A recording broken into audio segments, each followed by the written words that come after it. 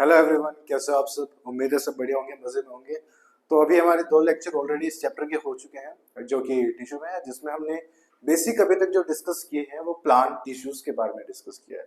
Plant tissues के बारे में हमने दो तरह के टिश्यू आपको पता है पढ़े थे, जिसमें एक हमने पढ़ा था मेरिस्टेमेटिक टिश्यू और दूसरा हमने जो पढ़ा था वो पढ़े थे परमानेंट टिश्यू।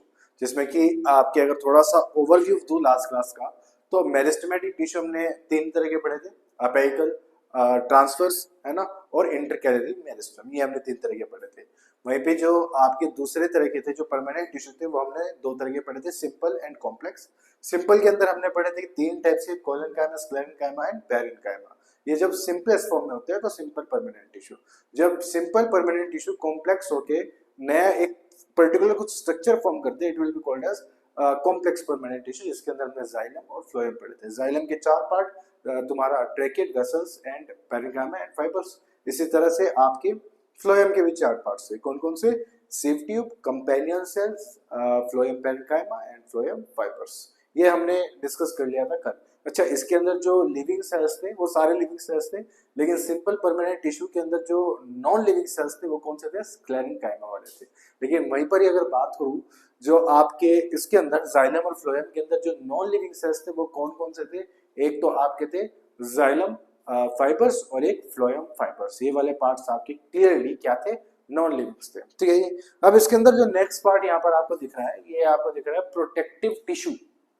यानी कि पहली बात तो प्रोटेक्टिव टिश्यू हमेशा याद रखना कि प्रोटेक्टिव टिश्यू वो होते हैं जो आउटर लेयर के अंदर प्रेजेंट रहते हैं। जनरली जो आउटर लेयर फॉर्म करते हैं, जो टिश्यू आउटर लेयर फॉर्म करते हैं किसी भी प्लांट की कवरिंग की या फिर एनिमल की कवरिंग की, it will be called as protective covering, है ना। यहाँ पर भी प्रोटेक्टिव कवरिंग के दो तरह के हैं। आउटर लेयर को हमेशा, मैं बार बार रिपीट करता हूँ, आउटर लेयर को हमेशा हमेशा हमेशा एपिडर्मिस बोलते हैं। तो सबसे पहले जो आती है वो आउटर लेयर ही आ जाती है प्लांट की, जिसको हम एपिडर्मिस बोलते हैं। It is the outermost layer of all organ plant body which is formed by the parenchyma cell. parenchyma cell से बनी हुई होती है और ये कैसी होती है? Outer walls are thicker than, जिसके अंदर आउटर वॉल्स जो होते हैं वो थिकर होती है और इनर जो होती है थोड़ी सी थिनर साइड पे होती है। ये जनरली सिंगल लेयर की होती है, डेजर्ट प्लांट के अंदर जल्दी से मिलती है।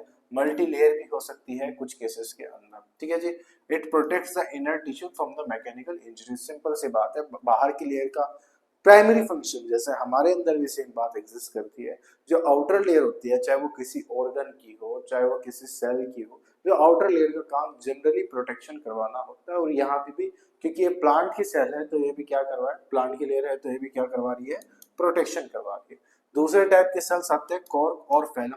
अब कोर के बारे में क्या लिखा है? Cork is the peripheral tissue of all stem, roots, woody trees and is form due to the activity of cork cambium and phellogen. अब पहले ये समझना पड़ेगा कॉर्क कैम्बियम या फिर फेलोजन होता क्या है। देखो, मान लो ये आपके वस्कुलर बंडल्स हैं, ये कुछ वस्कुलर बंडल है। ऊपर की तरफ क्या है? ये जाइलम वाला पार्ट है और नीचे है फ्लोएम। कुछ डाइकोट्स प्लांट्स के अंदर बीच में क्या होता है? कुछ इस तरह से पैच ऑफ टिश्यू प्रेजेंट रहता है, जिसको हम क्या बोलते हैं? कैम्बियम बोलते हैं। उसको हम क्या बोलते हैं? कैम्बियम बोलते हैं। अब ये कैम्बियम क्या करवाता है? ये करवाता है सेकेंडरी ग्रोथ। प्लांट के अंदर जो सेकेंडरी ग्रोथ करवाने के लिए रिस्पॉन्सिबल होता है उसको हम क्या बोलते हैं? कैम्बियम, है ना। तो ये किसके बीच में प्रेजेंट रहता है? जाइलम और फ्लोएम के बीच में प्रेजेंट रहता है, यानी कि between the vascular bundles. Clear है बात? अब ये अच्छा, पहले तो आपको ये भी समझना पड़ेगा कि भैया चलो आपने टर्म यूज कर ली कि भैया सेकेंडरी ग्रोथ क्या होती है या फिर प्राइमरी ग्रोथ क्या होती है। तो इसमें पहले आपको ये भी तो समझाने की जरूरत पड़ेगी कि भैया प्राइमरी ग्रोथ क्या है, सेकेंडरी ग्रोथ क्या है। तो प्राइमरी ग्रोथ इज सिंपली जब प्लांट क्या होता है अपनी हाइट में बढ़ता है, उसे हम प्राइमरी ग्रोथ बोलते हैं। और जब प्लांट अपनी विड्थ में बढ़ता है या फिर गिर्थ में बढ़ता है उसको हम क्या बोलते हैं? सेकेंडरी ग्रोथ बढ़ता है। ये हम डिस्कस कर चुके वैसे, लेकिन हम यहाँ पे बात कर ही रहे हैं। तो यहाँ पर क्या है? ये कैम्बियम क्या करवाता है? सेकेंडरी ग्रोथ करवाता है और उसकी वजह से बाद में जो सेल्स बनते हैं उनको क्या बोलते हैं? कोर। क्या है? इसमें भी यही लिखा हुआ है, cork is the peripheral tissue of all stem roots is form due to activity of cork cambium या फिर फेलोजन। सेकेंडरी लेटरल मेरिस्टेम, है ना। Secondary lateral meristem in the sense आपके लेटरल मेरिस्टेम थी, उसने सेकेंडरी ग्रोथ करी तो उसके बाद वो क्या बनाती है? Secondary lateral meristem. ठीक है जी। Cork cambium produce new cells in the both side, thus form core on the outer side and secondary cortex in the inner side। जैसे कि यही प्लांट है, इसको अगर मैं मिटा दूं, जैसे ये कुछ यहाँ पर, ये कुछ क्रॉस सेक्शन है हमारे प्लांट का, है ना। यहाँ पर क्या है, ये इस तरह से वस्कुलर बंडल्स है, ये मैंने वस्कुलर बंडल्स बना दिए, है ना। यहाँ पर आ गया जाइलम, ये आ गया फ्लोएम, ये आ गया जाइलम, ये आ गया फ्लोएम, ये आ गया जाइलम, ये आ गया फ्लोएम, ये आ गया जाइलम, ये आ गया फ्लोएम। और ये बीच में जो आपको दिख रहा है ये क्या है, कैम्बियम। ये क्या है, कैम्बियम। कोई सी भी हो सकता है, जैसे यहाँ पर कोर कैम्बियम लिखा हो तो आप इसको कोर कैम्बियम भी समझ सकते हो। अब ये क्या करता है, सेकेंडरी ग्रोथ करवाएगा। जब ये सेकेंडरी ग्रोथ करवाता है तो सेल्स कुछ इस तरह से डिवाइड करते हैं दोनों डायरेक्शन में। कुछ सेल्स अंदर की तरफ बनते हैं, कुछ सेल्स क्या होंगे, बाहर की तरफ बनते हैं। जो अंदर की तरफ बनते हैं उनको हम क्या बोलते हैं, सेकेंडरी कॉर्टेक्स। जो अंदर की तरफ जो ग्रोथ हुई या फिर जो सेल्स बने उनको क्या बोलते हैं हम, सेकेंडरी कॉर्टेक्स। और जो आउटर साइड पे बने उनको हम क्या बोलते हैं, कोर या फिर फैलम। ये ज्यादातर डेड सेल्स की होती है, थिक होती है, और इसके अंदर कोई भी इंटरसेल्युलर स्पेस प्रेजेंट नहीं होता, यानी कि सेल्स के बीच में कोई भी स्पेस प्रेजेंट नहीं है। मुझे बताओ क्या बात समझ में आती है। तो ये वाला पार्ट हमारा कुछ कल रह गया था, तो आप इस वाले पार्ट को पर्टिकुलरली यहाँ पर वीडियो को रोक के नोट कर सकते हैं।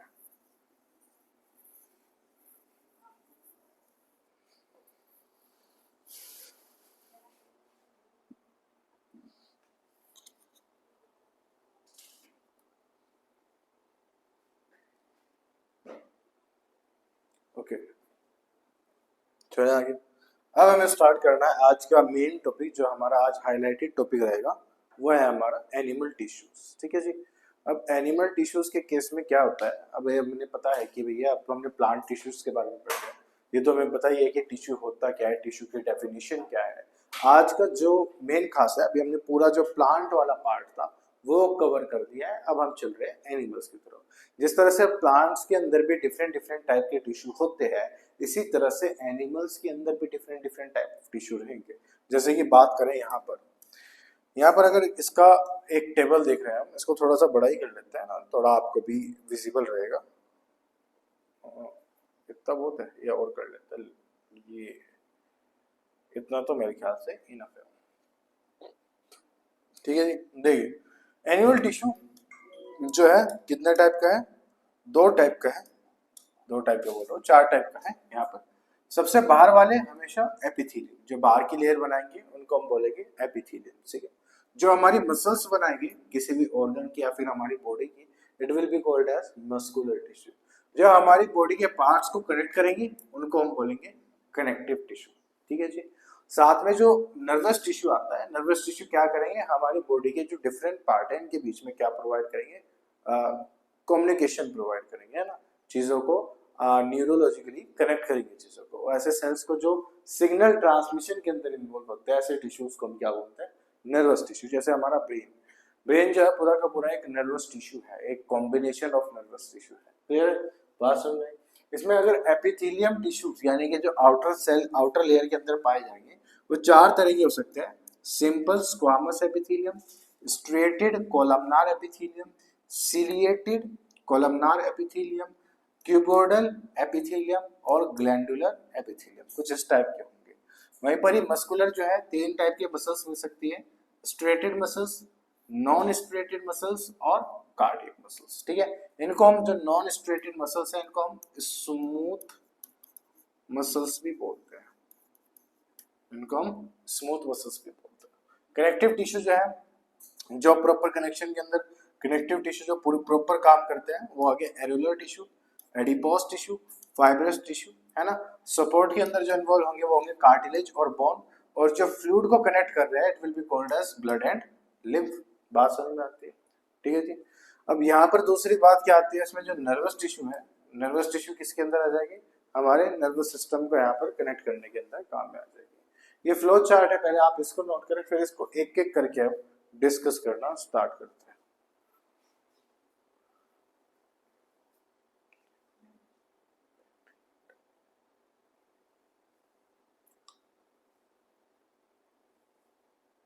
चलिए करें स्टार्ट।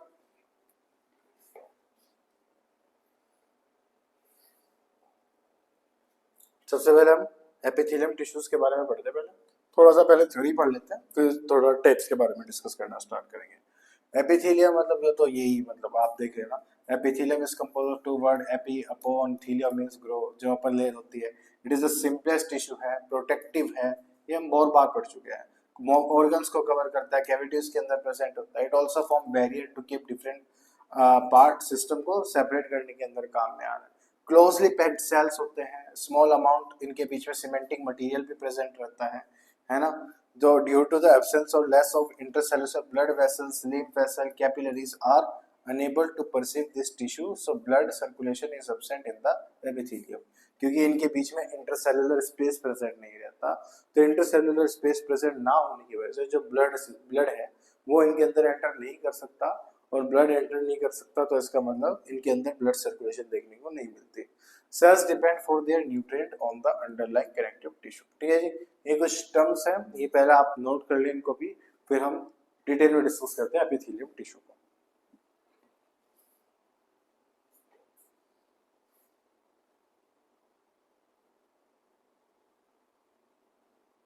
चलिए करें। तो सबसे पहला आता है हमारा एपिथेलियम टिश्यू के टाइप में squamous epithelium. Squamous epithelium cell वो होते हैं जो स्क्वायर शेप के होते हैं। ऐसे सेल जो स्क्वायर शेप के देखने को मिलते हैं, ऐसे सेल्स को हम क्या बोलते हैं? Squamous epithelium. क्यूबॉइडल के अंदर सेल्स कैसे दिखाई देंगे आपको? क्यूब शेप दिखाई देंगे। किसके अंदर? क्यूबॉइडल के अंदर। वहीं पर ही बात करें अगर आपको कोलमनार के अंदर, कोलमनार के अंदर आपको जो सेल शेप है वो कैसे दिखाई देगी आपको? आपको वहां पे इस टाइम से बड़े बड़े कॉलम जैसे स्ट्रक्चर दिखाएगा। यहाँ पर याद रखना, जो ये इस तरह से दिख रहा है ये क्यूब, अगर मैं इस तरह से क्यूब टाइप सेल्स दिख रहे हैं तो it will be called as तुम्हारा क्यूबॉइडल एपिथेलियम। देखिए स्क्वामस एपिथेलियम थोड़े से ऐसे, अगर मैं ऊपर से देखूं, ऊपर से देख रहा हूँ, रिमेंबर ये मैं साइड से देख रहा हूँ, ये स्क्वायर शेप के इस तरह से दिखाई देते हैं। अगर सेल्स स्क्वायर शेप के कुछ दिखाई दे रहे हैं, it will be called as squamous epithelium. Cube shape के दिखा रहे हैं वो क्यूबॉइडल हो जाएंगे, और अगर थोड़े खंबे जैसे स्ट्रक्चर के दिख रहे हैं it will be called as तुम्हारा कोलमनार। क्लियर है? ये बात समझ में आई शेप के बेसिस पे। चलिए थ्योरी भी देख लेते हैं एक बारी।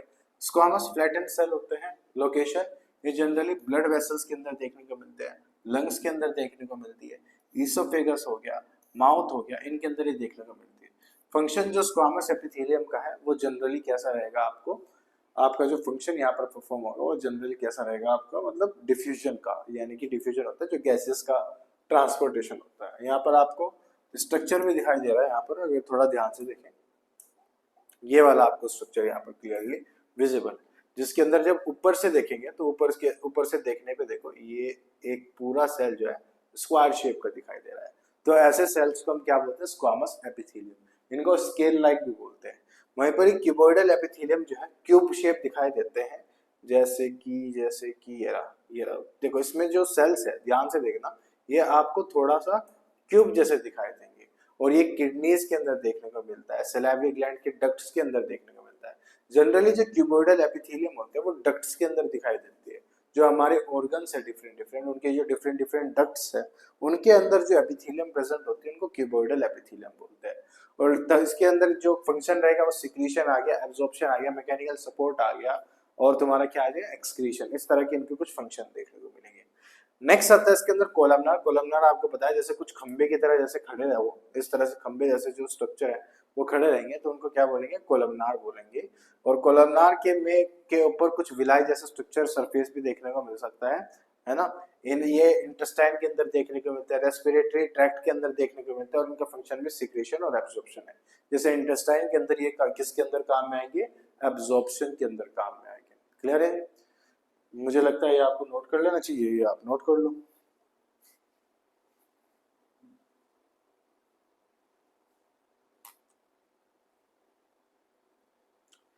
ठीक है जी। अब कोलमनार भी जो है वो दो टाइप का हो सकता है डिपेंडिंग कि क्या फंक्शन वो परफॉर्म कर रहा है। जैसे कि अगर ये जो सेल्स है कुछ सिक्रेट करना स्टार्ट कर दे, कुछ भी ऐसा कुछ भी सिक्रेट कर सकते हैं, हार्मोन सिक्रेट करना स्टार्ट कर दे, म्यूकस सिक्रेट करना स्टार्ट कर दे, it will be called as glandular epithelium. और उसी के ऊपर छोटे छोटे हेयर लाइक स्ट्रक्चर ग्रो होना स्टार्ट हो जाए। हेयर लाइक स्ट्रक्चर का काम क्या होता है, वो किसी भी पार्टिकल के मूवमेंट के अंदर हेल्प करता है। तो अगर इसके ऊपर कुछ हेयर लाइक स्ट्रक्चर आपको देखने को मिल जाए तो it will be called as ciliated epithelium या सिलिएटेड कोलमनार एपिथेलियम। तो यहाँ पर देखना, सबसे पहला आता है ग्लैंडुलर एपिथेलियम। ये भी लॉन्ग स्लेंडर सेल्स होते हैं और ये सेक्रेटरी सेल होते हैं, जैसे कि एग्जांपल में गोबलेट सेल्स दिए हुए हैं जो हमारे स्टमक के अंदर होता है। ये जनरली आपको इंटेस्टाइन्स, ग्लैंड्स, ट्रैकिया और ब्रोंकाई के अंदर देखने को मिलती है और ये म्यूकस सिक्रेट करने का काम करते हैं। कुछ भी सिक्रेट करते हैं तो उसको हम ग्लैंड बोल सकते हैं। और अगर यही कोलमनार सेल जो है एक ग्लैंड की तरह काम करना स्टार्ट कर दे, it will be called as glandular epithelium. और इसी सेल के ऊपर अगर मैं इस तरह से छोटे छोटे हेयर्स ग्रो करना स्टार्ट कर दूं, इस तरह से छोटे छोटे हेयर्स ग्रो कर दूं, it will be called as ciliated columnar epithelium. Possess cilia, काम क्या है, चीजों का पैसेज करना, जैसे हमारे नोज के अंदर होता है, फिल्टर करना, प्रोटेक्शन हो गया, मूवमेंट ऑफ सब्सटेंस हो गया, जैसे mucus in the nasal passage होता है।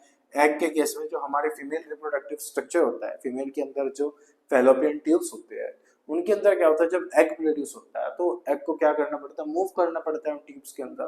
तो मूवमेंट भी किसकी वजह से पॉसिबल हो पाती है, वो भी इस सीलिया की वजह से ही पॉसिबल होता है। क्लियर है?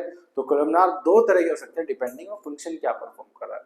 अगर उसके ऊपर सीलिया बियर कर रही है, it will be called as ciliated. अगर वो ग्लैंड की तरह काम कर रहा है, कुछ सीक्रेट कर रहा है, it will be called as glandular. Example आपको याद करना पड़ेगा, इसके लिए कोई सिंपल ट्रिक आपके पास अवेलेबल नहीं है।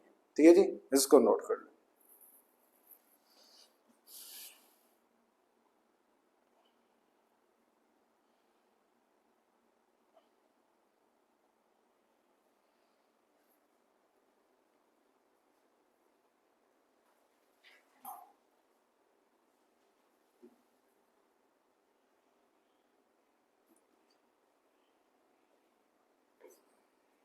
ठीक है जी, चले नेक्स्ट पे था।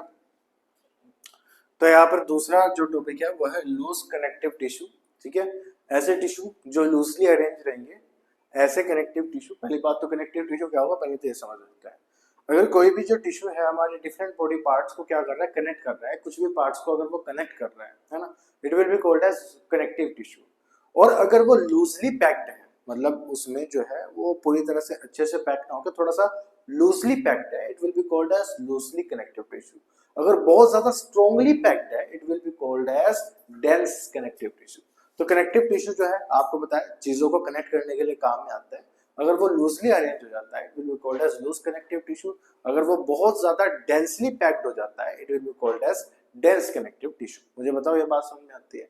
तो loose connective tissue is a mass of widely scattered cell which are without whose matrix is loose, जो मैंने आपको बताया, weave of fibers. Many of the fibers are strong protein fiber called collagen. और जो ये फाइबर्स बने हुए होते हैं, किसके बने हुए होते हैं, कोलेजन के बने होते हैं। जैसे इमेज थोड़ी सी कट रखी है तो मैं यहाँ पर लिख देता हूँ, यह फाइब्रोब्लास्ट। ठीक है, यहाँ पर यह कोलेजन फाइबर्स। जो लूज कनेक्टिव टिश्यूज होते हैं वो कुछ फाइबर लाइक स्ट्रक्चर्स के बने होते हैं, जैसे कि फाइब्रोब्लास्ट हो गए। यहाँ पर आपको जो दिख रहे हैं, ये जो आउटर कवरेज दिख रही है कोलेजन के बाहर, इसको हम बोलते हैं फाइब्रोब्लास्ट। और जो अंदर ये थ्रेड लाइक स्ट्रक्चर आपको दिख रहे हैं, ये क्या है, कुछ फाइबर लाइक स्ट्रक्चर है जो कि किसके बने हुए हैं, कोलेजन के बने हुए हैं। किसके बने हुए हैं, कोलेजन के बने हुए हैं। Loose connective tissue is found beneath the skin. Skin के अंदर मिलती है और ऑर्गन के बीच में मिलते हैं, क्योंकि यहाँ पर क्या है, जो स्किन है उसको क्या कर रहा है, पार्ट कनेक्ट करने का काम कर रहा है। सेम गोज फॉर जो ऑर्गन्स हैं, उनको प्लेस पे उन्हें होल्ड करने के अंदर भी ये काम में आता है। तो ऑर्गन के बीच में, जो ऑर्गन के बीच में देखने को मिलेगा और स्किन के अंदर देखने को मिलेगा। साथ में इट इज बाइंडिंग के अंदर काम में आएगा, पैकेजिंग के अंदर काम में आएगा। whose main purpose is to provide support and hold the tissue and organ in their place। जो कि अभी आपको बताया कि ऑर्गन के अंदर मिल रहा है, स्किन के अंदर मिल रहा है, क्योंकि जो डिफरेंट जैसे ब्लड वेसल से जा रही है हमारे अभी स्किन के अंदर से, हमारे जो ऑर्गन्स है वो अपनी जगह पे ही स्टिक है। वो ऐसे नहीं है कि हल्का सा एक मुक्का मारा तो वो थोड़ा सा इधर को खिसक लिया, इधर से लिवर पे मुक्का मारा तो लिवर थोड़ा सा इधर को खिसक ले, इंटेस्टाइन में मारा तो वो पीछे को खिसक लिया, ऐसा तो नहीं होता। वो अपनी प्लेस पे जो है होल्ड है, वो किस वजह से है, फॉर द रीजन क्योंकि इनके बीच में क्या होता है, कुछ टिश्यूज प्रेजेंट है जो कि है क्या है, लूज कनेक्टिव टिश्यू, जो कि किससे बने हुए हैं, कोलेजन फाइबर्स के बने हैं। और कोलेजन फाइबर्स को होल्ड किसने रखा हुआ है, फाइब्रोब्लास्ट ने रखा हुआ है। क्लियर है? आसान है। ठीक है जी। इसके बाद जो है हम जो एडिपोज टिश्यू है वो नेक्स्ट क्लास से करना स्टार्ट करेंगे। आज के लिए इतना ही रखते हैं क्योंकि ये बिल्कुल एक नया टॉपिक जा रहा है। कनेक्टिव टिश्यू पे हम बिल्कुल एक नए लेक्चर से स्टार्ट करेंगे। थोड़ा ब्लड के बारे में कल की क्लास में डिस्कस करेंगे और कुछ टिश्यूज जो है जैसे एडिपोज टिश्यू हो गया या फिर तुम्हारे टेंडन्स है, लिगामेंट्स हैं, इसके बारे में भी कल आपसे डिस्कस करेंगे। तो आज के लिए इतना ही रखते हैं, मिलते हैं नेक्स्ट क्लास में। Till then bye bye and have a nice day.